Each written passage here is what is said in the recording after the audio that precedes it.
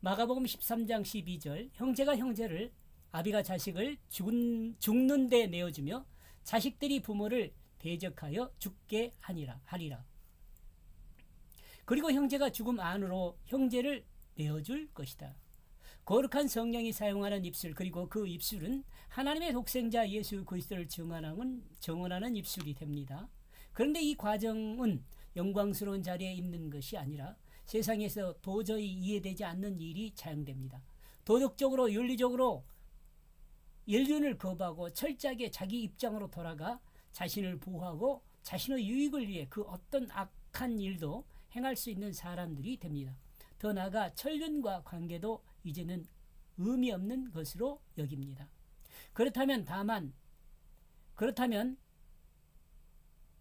그러나 다른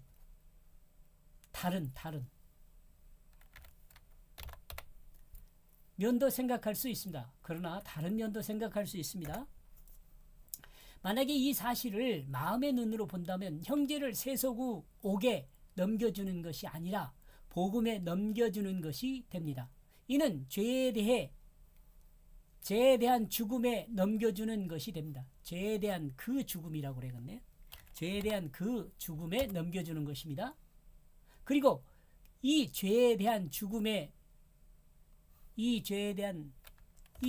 죽음에 넘겨주게 되면 형제의 영혼을 살리는 것이 됩니다. 이거 중요한데요. 그리고 아비가 자식을 더욱더 이해되지 않는 것은 자식이 아비를 넘겨주는 것은 어떻게 이해해 본다지만 아비가 자식을 넘겨주는 것은 참으로 이해하기 힘듭니다. 그러나 요즘 문화의 흐름을 보면 이 모든 것은 그럴 수 있다는 단계가 되어 있습니다. 많은 사람은 이제 이해하게 되었습니다. 과거에는 소설 속에서나 있을 일들이라고 생각했지만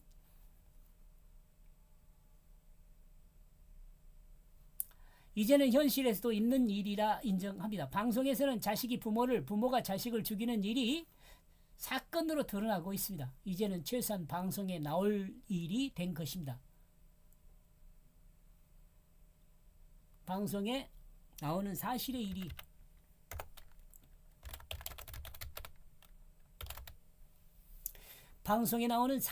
일은 된 것입니다. 이 또한 아비가 자식을 죄에 대한 그 죽음에 넘겨주는 것이 됩니다. 넘겨주는 것이 된다면 이는 아들을 복음에 넘겨주는 것이 되고 이는 영생을 얻게 하는 것이 됩니다. 지금 앞에서 길게 설명한 것보다 뒤에서 설명하는 이 내용이 더 여러분 이해를 해야 합니다. 그리고 자식들이 부모를 거역할 것이다. 자식이 부모를 거역하는 일은 이제 흔한 일입니다. 세상에서요. 자식이 부모를 거역하는 단계를 넘어서 이제는 부모를 죽이는 일까지도 심심치 않게 일어나고 있습니다. 그것도 여기까지 갔다 온 대학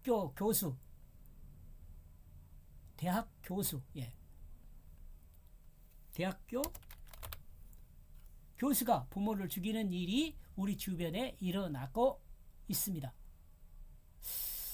이 사람이 이따 한번 제가 찾아보겠는데 좀 많이 오래된 일이네. 그 한의원 하시는 그 분이 그 박한삼 씨인가? 정확하니 기억이 안 나네요. 이때는 아마 그걸 기억하고 기록했던 것 같은데 자기 집 앞마당에 아버지를 묻었잖아요. 자식이 부모를 거역하는 것도 복음 때문에. 자, 이건 이제 앞에 것하고 구별되면 돼요. 자식이 부모를 거역하는 것도 복음 때문에, 예수의 이름 때문에 거역하게 된다면 이는 복음을 위해 행한 것이 됩니다. 세속의 눈으로 보면 이는 절대적으로 이해할 수 없습니다. 그러나 마음의 눈으로 보면 복음을 위해서 행하는 것이 됩니다. 이는 부모를 거역하는 것만 이는 부모를 거역하는 것 같지만 부모에게 복음을 증언하기 위해서 거역하는 것이 됩니다. 이것도 여러분 이해를 해야 합니다. 그리고 그들은 그 자신을 죽게 할 것이다. 죄악으로 가득 찬 세상의 결국은 어떻게 될 것인가? 주님은 말씀하십니다. 결국 그들은 그들 자신을 죽이게 될 것이다. 하나님의 질서를 무시하고 하나님의 뜻대로 사람의 목적을 위해 행하는 사람들의 행위는 곧 자신들을 죽이는 결과를 가져올 것입니다. 영원히 살 수 없는 죽음의 길에서 죽기 전 얼마간의 차이를 두고 서로 죽이고 죽이는 일을 하는 그것이 복음을 믿지 않는 사람입니다. 복음을 믿지 않는 사람이에요. 그리고 이 불신자들의 중심에는 하나님도 인간도 아닌 물질이 있습니다. 이 시대가 물질주의 시대라는 것을 실감나게 합니다.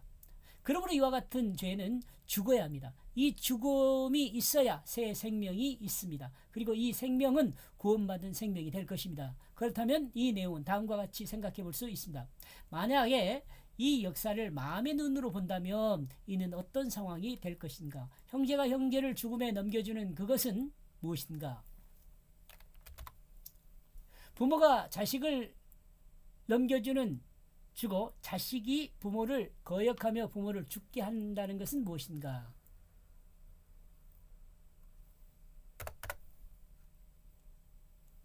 이것은 역사적 사실에서 찾으면 앞에서 설명한 것과 같이 사회의 부정적인 면만을 생각할 것입니다. 그런데 만약 이것이 복음을 증가하는 것이라면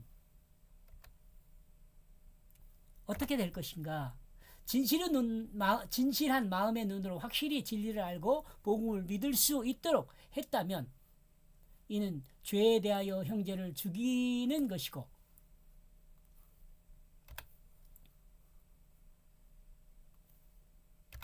죄에 대하여 자식을 죽이는 것이며 죄에 대하여 아버지를 죽이는 것이 된다는 생각도 할 수 있습니다. 이 죽음은 영혼을 살리기 위한 육체의 정욕을 죽이는 그것을 설명할 수 있습니다. 이거 중요합니다. 이같이 생각할 수 있는 것은 본문 문맥의 진행이 복음을 증가하는 과정에서 드러난 부정적인 면을 통하여 결국 성경의 내용은 복음을 증언하게 된다는 긍정적인 면을 이야기하고 있기 때문에 그렇습니다. 마가복음 8장 26절에서 소경을 치료하는 예수님은 그 어떤 곳으로도 가지 말고 집으로 가라고 명령하십니다. 복음의 증거는 가족으로부터 일어나며 이 복음의 증거는 가족과의 싸움이 시작된다고 말합니다. 그리고 이 싸움이 끝나 예수 이름으로 승리하는 그날 모두가 육신의 적용을 죽임으로 구원을 얻게 된다는 것을 말합니다.